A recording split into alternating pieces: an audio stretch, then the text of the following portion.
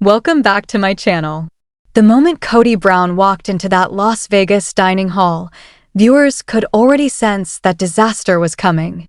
He claimed he had one simple mission: apologize to Christine for saying he never loved her. Sounds straightforward, right? But when has anything involving Kody Brown ever been simple? Sitting across from Christine and her new husband David Woolley, Kody acted like this awkward reunion was completely normal. Christine looked calm, confident, and genuinely happy, the kind of happiness that only comes after finally escaping years of emotional exhaustion. Beside her sat David, the man who now shares her life and gives her the emotional stability she spent years begging Kody to provide. And then there was Kody himself, casually eating sorbet as if he hadn't spent years publicly tearing apart his relationship with Christine on national television. But the second Kody opened his mouth, the entire atmosphere shifted. He suddenly started talking about how he did love Christine, how he truly cared about her, and how he wanted her to heal. The problem was obvious immediately. Christine had already healed. She moved on a long time ago. Her new husband was literally sitting right beside her while Kody awkwardly tried to rewrite history in front of everyone. Christine's face said everything before she even spoke. She looked confused, uncomfortable, and honestly stunned that Kody thought this was the right moment for emotional declarations about their past. Instead of feeling like an apology, the conversation instantly started feeling like Kody was trying to reclaim emotional territory he had already lost years ago. Christine later made it clear that the entire situation felt inappropriate. If Kody wanted to have this emotional conversation about love and regret, then where was Robyn? Why wasn't his current wife sitting there too? That absence became impossible to ignore because it completely changed the energy in the room. Janelle had specifically requested that Robyn not attend her apology conversation, wanting it to remain private. But Christine felt differently. If Kody was going to sit there in front of David talking about love and healing, then Robyn should have been present to hear every word. Without her there, the dinner felt less like a sincere apology and more like some strange emotional ambush designed entirely around Kody's comfort instead of Christine's boundaries.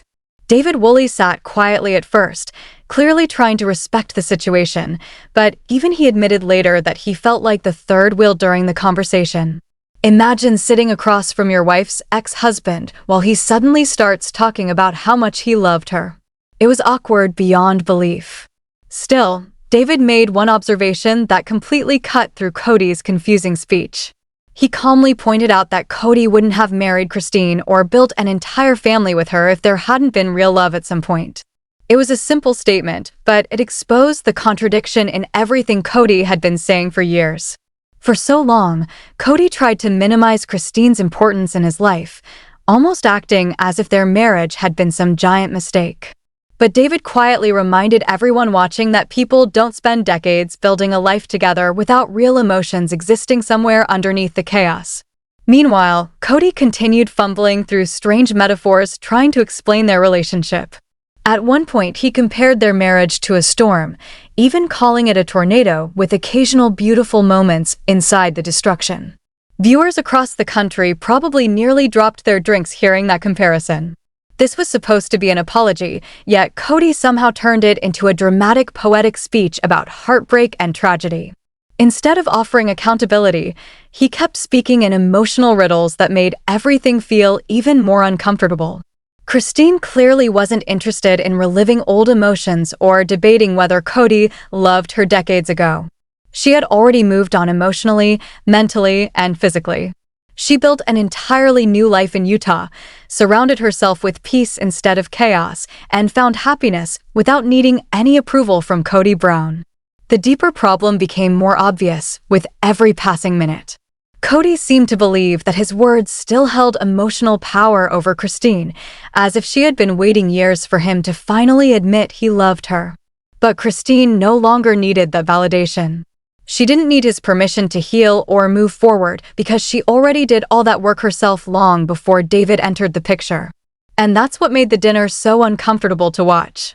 Kody was trying to revisit a chapter that Christine had already finished reading years ago. While he kept talking about healing and closure, Christine's body language screamed that she had already found both without him. The tension inside that Las Vegas dining hall was already unbearable, but then David Woolley decided to say what millions of viewers had been thinking for years. After listening to Kody stumble through emotional speeches and tornado metaphors, David calmly leaned forward and asked a simple question that completely changed the energy in the room. "Can I give you a little advice?" The look on Kody Brown's face in that moment was priceless. You could actually see him preparing for impact because deep down he already knew this conversation was about to become uncomfortable. David wasn't angry, loud, or aggressive. In fact, that's what made the moment even more powerful. He spoke with the calm confidence of a man who had already fought his own battles in life and learned from them. Then came the 4 words that instantly shifted the entire discussion. "Start with your kids." Silence filled the room immediately. David explained that Christine and the wives had already moved on emotionally, but the children were still carrying deep emotional pain that hadn't healed. And suddenly, the entire apology dinner stopped being about Christine and became about the real issue Kody had been avoiding for years. David wasn't attacking him personally. He was simply pointing toward the relationships that mattered most. But Kody's reaction revealed everything viewers needed to know. Instead of reflecting on the advice, his face immediately filled with frustration and defensiveness. He clearly didn't appreciate being reminded of his broken relationships with his own children, especially not by the man who now occupies the role he once held in Christine's life. In his confessional, Kody made his irritation crystal clear. He insisted that he came there only to apologize to Christine, not to receive advice from David or discuss his children. But that response only made things worse because it showed exactly how limited Kody's perspective still was. David understood something Kody refused to admit. The damage within the Brown family was never just about failed marriages. The real heartbreak involved the children who watched the family collapse in front of them. David even shared his own personal experiences with conflict and healing inside his family, explaining that he also had difficult moments with his children and had to put in real effort to repair those relationships. The message underneath his words was impossible to miss. Healing takes work, accountability, and humility. And viewers couldn't help noticing that Kody still seemed unwilling to do any of those things. What happened next shocked the entire Sister Wives fandom. Instead of acknowledging David's point, Kody immediately shifted into defense mode and claimed that the breakdown with his children happened as a collective effort. The second those words left his mouth, any hope of genuine accountability completely disappeared. According to Kody, the estrangement wasn't really his fault alone. It was something caused by everyone together, almost as if the children randomly decided one day to disconnect from him for no reason. Fans watching at home were furious because they had spent years witnessing the exact opposite. They watched Kody prioritize Robyn and her children while distancing himself emotionally from the rest of the family. They watched him miss important milestones, create impossible rules during the pandemic, and dismiss the emotional needs of his older children again and again. David wisely chose not to keep pushing the issue because he understood that Kody's pride was already taking over the conversation. But even without saying more, the damage had already been done. Kody accidentally exposed the biggest reason why these apology conversations continue failing. He still sees himself as the victim. Even after losing multiple marriages and relationships with several of his children, he continues framing the situation as something that happened to him instead of something he actively contributed to. And viewers immediately recognized the pattern because they had seen it for years. Whenever marriages failed, Kody blamed loyalty issues. Whenever family conflict happened, he blamed disrespect.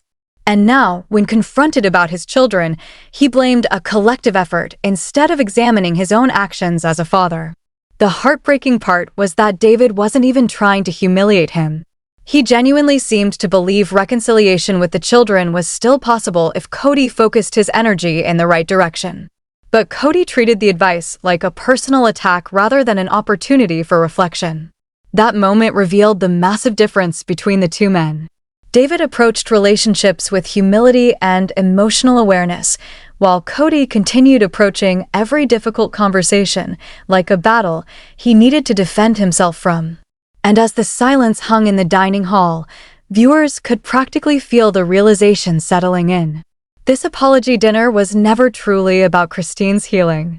It was about Kody trying to ease his own conscience without fully confronting the damage he left behind. After the explosive tension at the dining hall, the apology tour didn't slow down. It only got more revealing. While Kody Brown tried to process the confrontation with Woolley, the entire energy around him kept exposing a truth he clearly didn't want to face. The problem wasn't just what was being said to him, it was what he kept refusing to accept about himself. Every conversation seemed to circle back to the same issue: accountability without actual accountability. Instead of reflecting on David's advice about his children, Kody doubled down on defensiveness. He insisted that people didn't understand polygamy, that outsiders couldn't possibly grasp the complexity of his family structure. But that argument started to fall apart the moment viewers thought about what was actually being discussed. This wasn't about religious structure or plural marriage theory. This was about basic parenting, emotional presence, and responsibility. And those are things that don't require a specific lifestyle to understand. You don't need to be part of a plural family to recognize when children feel abandoned or emotionally pushed aside. The more Kody spoke, the more he revealed how disconnected he had become from the emotional reality of his own children. Instead of acknowledging their pain, he framed their distance as part of a shared breakdown. Instead of taking responsibility, he placed himself inside the narrative as someone who was also wronged. This pattern had become familiar over the years, but hearing it again in this setting made it even more striking. It wasn't just denial anymore, it was a complete reframing of events where Kody refused to be positioned as the central cause of the damage. Meanwhile, Christine sat through all of this with a level of detachment that spoke louder than any argument. She wasn't emotionally pulled into Kody's explanations, nor did she appear interested in revisiting old wounds. That was one of the most important contrasts in the entire scene. While Kody was still trying to process the past, Christine had already moved beyond it. Her life wasn't waiting for closure from him. It was already rebuilt, stable, and emotionally grounded with David. That difference in emotional timing created a quiet but powerful imbalance in the room. One person was reliving the past. The other had already finished it. David, on the other hand, remained calm but observant. He didn't try to dominate the conversation, but he also didn't ignore what he was seeing. He understood enough about human behavior to recognize when someone is avoiding responsibility by shifting language and reframing blame. His earlier advice about the children wasn't random, it came from experience. And what made it land so strongly was that it wasn't delivered as judgment. It was delivered as perspective. But Kody interpreted it as interference instead of insight. What stood out most was Kody's emotional reaction to any mention of his children. Instead of sadness or regret, his responses leaned toward irritation and frustration. That alone said more than any speech could. Because when a parent is genuinely hurting over a broken relationship with their children, the emotion usually comes out as grief. But in Kody's case, it often surfaced as anger. And that shift in emotional tone raised even more questions about how deeply he had processed his own role in the family breakdown. As the conversation continued unfolding, it became increasingly clear that Kody wasn't just struggling with accountability, he was actively resisting it. Every time the discussion moved closer to personal responsibility, he redirected it toward external factors, misunderstandings, or shared blame. That pattern created a loop where resolution was never actually possible. Because without ownership, there can be no repair. And without repair, every apology becomes performative rather than meaningful. By the end of the stage in the apology tour, viewers weren't just watching a man trying to make peace. They were watching someone repeatedly encounter the same emotional wall and refuse to acknowledge what it was made of. Christine had already stepped beyond that cycle. David had already identified it. And Kody, despite sitting in the middle of both, still seemed trapped inside it. While the dinner table fallout was still fresh, Kody Brown didn't slow down. He just shifted into another layer of defense. Instead of sitting with what Woolley had said about his children, Kody immediately leaned into the same pattern viewers have seen for years, explaining, deflecting, and reframing responsibility in a way that always seems to spread the weight outward rather than inward. Kody insisted once again that people don't understand polygamy, as if the structure of his marriage was the real issue being debated. But the reality of what was being discussed had nothing to do with theory or lifestyle. It was about relationships with his children. And that's where his argument started to fall apart. Because no matter how complex a family structure is, the basics of parenting don't change. Presence matters. Consistency matters. Emotional availability matters. And those are the exact areas where his children's pain has repeatedly been centered. The more Kody tried to justify himself, the more viewers could see the emotional gap between what he was saying and what had actually happened in the family. Instead of directly acknowledging the hurt his children experienced, he circled back to the idea that everything was a collective effort. That phrase had already landed badly once, but he kept returning to it like a shield. In his version of events, no single person carried responsibility. It was all shared, diffused, and spread out so thin that accountability almost disappeared entirely. But that version of reality doesn't match what audiences have watched unfold over the years. Viewers saw the gradual distance grow. They saw Kody prioritize Robyn's household while slowly stepping back from his older children's lives. They saw missed holidays, strained conversations, and emotional boundaries that felt increasingly one-sided. So when Kody describes the breakdown as something that simply happened collectively, it clashes directly with the timeline people remember watching in real time. Meanwhile, Christine remained emotionally removed from the entire debate. That distance wasn't coldness, it was clarity. She wasn't sitting there trying to decode Kody's explanations or emotionally react to his reinterpretation of the past. She had already done that work long before this dinner ever happened. That's what made her presence so powerful in contrast. She wasn't there to relive the marriage. She was there because she had already left it behind. David, however, stayed observant. He didn't dominate the conversation, but he also didn't miss what was happening. His earlier comment about starting with the children wasn't just advice, it was an observation grounded in lived experience. And Kody's reaction to it revealed more than he probably realized. The frustration, the defensiveness, the immediate shift towards self-protection, all of it pointed to someone who feels more attacked by accountability than invited into it. What stood out most in this phase of the conversation was Kody's emotional response whenever his children were mentioned. Instead of leaning into regret or sorrow, his tone often shifted toward irritation. That distinction matters. Because when someone is truly grieving a fractured relationship with their kids, the emotion usually expresses itself as sadness, not resistance. But in Kody's case, the emotional reaction often felt like pushback, as if the topic itself was something to be contained rather than explored. Christine, on the other hand, had already moved into a completely different emotional space. She wasn't trying to resolve the past through Kody anymore. She had already resolved it within herself. That contrast created an invisible divide in the room. On one side, someone still trying to explain the past. On the other, someone who had already stepped into a future that no longer required those explanations. And that's what made this part of the story so revealing. Because while Kody continued to engage in conversations that revolved around justification and perspective, everyone else around him had already shifted into acceptance, boundaries, and forward movement. The apology tour might have been framed as closure, but what it kept exposing instead, just when it seemed like the emotional tension from the dining hall couldn't get more complicated, Kody Brown managed to reveal even more about how he truly views his fractured family. And this time, it wasn't in front of Christine or David, it was in a more relaxed setting with his friend Brian, where the filters started to disappear. Away from the pressure of apologies and emotional performances, Kody admitted something that completely changed how viewers interpret his entire apology tour. He made it clear that he has no real interest in being friends with his ex-wives. Not Christine, not Janelle, not Meri. According to him, those relationships are over, and friendship is not part of his future. That statement alone contradicted the emotional direction he was trying to present in earlier conversations, where he talked about healing, forgiveness, and closure. Brian, listening carefully, seemed confused by the contradiction. If Kody didn't actually want reconciliation, then what was the purpose of all these conversations? Why sit down with Christine?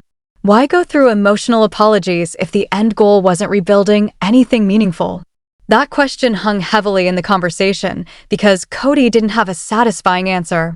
Instead, he leaned into vague explanations about civility and doing what's necessary for family harmony, but even he seemed unsure about what that really meant anymore. Then came the moment that exposed the deeper fracture. Kody stated that trust between him and his ex-wives was completely gone. In his view, everyone shared responsibility for that breakdown, and he needed to forgive himself for not figuring it all out sooner. But once again, the focus wasn't on repairing relationships, it was on internal justification. Instead of asking how trust could be rebuilt, he was focused on explaining why it could never return. That mindset made reconciliation almost impossible from the start. Brian pushed a little further, asking the question many viewers were already thinking: if Kody doesn't want these relationships anymore, why go through the apology process at all? Kody's response didn't fully clarify anything. He suggested that people can still be cordial after divorce, especially when children are involved, but he stopped short of expressing any genuine desire for emotional repair. The message became clearer with every sentence. This wasn't about rebuilding connection, it was about managing the aftermath. And then Kody revealed something even more concerning. He admitted that he feels trust has been completely murdered, not just damaged. That choice of language mattered. It framed the breakdown as something final and irreversible, something done to him rather than something he participated in. In that framing, he became less of a contributor to the collapse and more of a casualty of it. He went further, stating that all of his ex-wives share blame for what happened in the family. That perspective once again placed him inside a shared circle of responsibility, rather than identifying his own specific role in the breakdown. It's a pattern viewers have seen repeatedly. When accountability gets too close, it gets redistributed. Brian's reaction was subtle but telling. He didn't aggressively challenge Kody, but he also didn't fully accept the explanation. There was a noticeable disconnect between Kody's narrative and how the situation actually sounds when spoken out loud. Especially when you consider everything that has already been publicly shown over the years: strained relationships with his older children, emotional distance, and shifting priorities within the family structure. What became clear in this conversation is that Kody's apology tour might not be about reconciliation at all. It seems more like a way to process his own feelings of loss without fully accepting responsibility for them.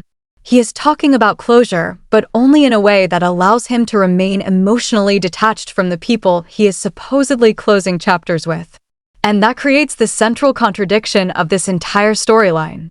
On one hand, Kody is traveling from conversation to conversation speaking about healing and forgiveness. On the other hand, he is openly stating that he doesn't want real relationships with these same people moving forward. Those two ideas don't coexist easily. One suggests rebuilding. The other suggests final separation. By the end of this segment, what remains is not a clear path toward reconciliation, but a clearer picture of emotional distance. Kody may be speaking in the language of closure, but his actions and admissions suggest something far more final. And for the people on the other side of those conversations, especially Christine and his children, that disconnect may be exactly why true healing still feels so far away. Just when the apology tour already felt like it had exposed enough cracks in Kody Brown's version of events, an even more uncomfortable layer emerged, one that had nothing to do with dining tables or emotional conversations, and everything to do with power, control, and what was almost done behind the scenes. During his conversation with Brian, Kody casually revealed something that instantly shifted the entire tone of the story. He admitted that there had been discussions between him and Janelle about selling Coyote Pass without informing Meri. A backdoor plan. A quiet decision that, if it had gone forward, would have effectively cut Meri out of a major financial and emotional stake in the family's shared future. And the way Kody mentioned it wasn't dramatic or reflective, it was almost conversational, which made it even more disturbing. Brian's reaction said everything. He didn't try to excuse it or reinterpret it. He simply looked stunned. Because Coyote Pass wasn't just land, it represented years of shared promises, financial pooling, and the idea that this plural family was building something together. And hearing that it was nearly used as part of a silent exclusion strategy against one of the wives immediately reframed how fractured things had become long before any official separations took place. What made the revelation even more unsettling was Kody's framing of it. Instead of treating it as a serious ethical breach, he softened it by suggesting it never actually happened. According to him, Robyn ultimately shut the idea down, and Janelle likely wouldn't have followed through anyway. That explanation shifted responsibility away from himself and turned a potentially serious betrayal into something that almost happened but didn't. But the fact that it was even discussed at that level already reveals how unstable the trust inside the family had become. When Brian asked the most obvious question, whether Meri would ever be told about this, Kody's answer was immediate and dismissive. He said no. He showed no intention of being the one to deliver that truth. Instead, he pushed the responsibility onto Janelle or allowed it to remain unspoken entirely. That decision alone created another contradiction in his so-called apology tour. On one hand, he is traveling around talking about healing and closure. On the other, he is actively choosing to withhold information that directly affects someone who spent decades in that family. The irony is impossible to ignore. Kody is presenting himself as someone seeking emotional resolution, yet he continues to curate what each person is allowed to know about their own past. That selective transparency raises a deeper issue. Is this really about making things right, or is it about controlling the narrative before others fully tell their side? Meanwhile, the existence of cameras in that conversation changes everything. This wasn't private reflection, it was recorded reality. Which means Meri will eventually hear about this plan not from Kody, not from Janelle, but from watching it unfold on screen. And that alone adds another layer of emotional distance between Kody and the people he claims he wants peace with. Even in moments where honesty could repair something, he still chooses silence. The Coyote Pass situation also exposes something broader about the family's breakdown. This wasn't just emotional distance, it was financial entanglement, shifting alliances, and quiet decisions being made without full transparency. And once trust in shared property begins to erode, it rarely stays contained. It spreads into every other part of the relationship until even conversations about closure feel unstable. At the same time, Kody continues to frame himself as someone caught in the aftermath of decisions made by the group. But moments like this complicate that narrative, because it shows he was not just reacting to breakdowns, he was actively participating in discussions that could have deepened them, while still maintaining a public posture of reconciliation. By the end of this revelation, the apology tour no longer looks like a path toward healing. It starts to look like a series of controlled conversations happening alongside unresolved decisions that were never fully addressed. And that gap between what is said publicly and what is revealed privately is exactly where the tension of this entire story lives. Because the more Kody speaks about closure, the more the details suggest that closure was never the shared goal. It was always fragmented, conditional, and filtered through what he was willing to acknowledge at any given moment. And for the rest of the family, especially those still waiting for truth rather than explanations, that difference is everything. While the Coyote Pass revelation was still hanging in the air, the story shifted to a completely different setting, but the emotional weight followed Kody Brown everywhere he went. This time, the focus moved to Meri, who was preparing for what she knew would be the most unpredictable conversation of the entire apology tour. Unlike Christine or Janelle, Meri wasn't emotionally detached from Kody in the same way. Her relationship with him carried decades of history, loyalty, rejection, and confusion all tangled together. So when she was told Kody wanted to meet her, the reaction around her wasn't excitement, it was concern. Her friends Jen and Amber immediately questioned why she would even consider sitting down with him after everything that had already happened. Jen didn't hold back. She pointed out that Meri had already been separated for years, ignored during major family decisions, and sidelined during moments that once defined her role in the family. From her perspective, there was no logical reason to reopen that door. Especially not now, when Kody's apology tour already looked more like a performance than genuine reconciliation. Amber added another layer to the concern, focusing on emotional impact. She questioned how Meri was supposed to protect her peace while sitting face-to-face with someone who had repeatedly contributed to her emotional pain. The idea wasn't just about hearing Kody's words, it was about what those words would do to her mentally and emotionally after everything she had already endured. And then came one of the most shocking details Meri shared. Kody and Robyn had previously attempted to get her to sign a non-disclosure agreement. That revelation changed the entire conversation instantly. It wasn't just about emotional distance anymore, it suggested an attempt to control how Meri could speak about her own life experience. For her friends, that was a major red flag. Because it reframed Kody's behavior from passive avoidance to active control over narrative and silence. Jen immediately connected the dots. If Kody had tried to limit what Meri could say publicly in the past, then this sudden apology tour didn't feel like transparency, it felt like damage control. That's why she suggested something so simple but so telling: put him on speakerphone so they could hear everything themselves. It wasn't about intrusion.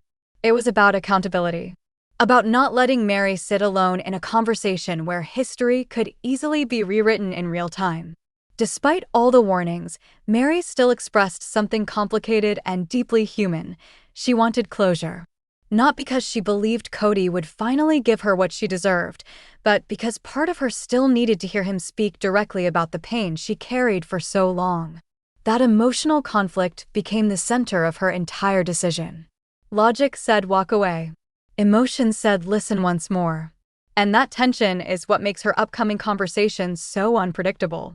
Because Meri isn't coming in naive. She's coming in aware, guarded, and more self-protective than she has been in years. The preview makes it clear she's no longer. By the time Kody Brown prepared for his long-awaited conversation with Meri, the so-called apology tour had already exposed more damage than it repaired. Every stop along the way had revealed the same pattern: emotional speeches, selective accountability, and a consistent refusal to fully own the parts of the story that hurt people the most. And now he was heading into the one conversation that carried the most emotional weight of all. Meri wasn't approaching this meeting the same way she would have years ago.